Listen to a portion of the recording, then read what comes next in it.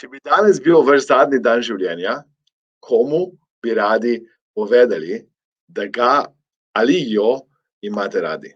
Moje ime je Aleksander in to coaching vprašanje je predvsem neke vrste razmislek za vse, ki bi bilo pomembno in potrebno, da večkrat izražate to, kar čutite, da večkrat poveste ljudem, če naredite nekaj, kar ni primerno, da vam je žal, da niste hoteli tako narediti, da ste reagirali v nekem čustvenem stanju, ki je bilo nekoristno, ni bilo pozitivno.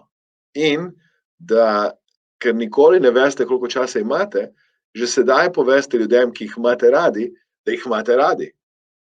In že sedaj ustvarite vez, ki bo pozitivna, tudi takrat, ko nekega dne vas morda več ne bo. Ljubezen je brezčasna, kar pomeni, da se s smrtjo ne zaključi, in kako lepo je, če bi že danes naredili en korak v to, kar pomeni, da boste imeli večno, za vse čase, lep, pozitiven, ljubeč odnos.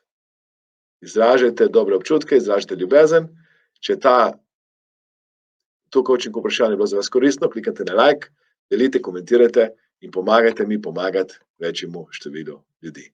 Vidimo se na naslednjem coaching vprašanju.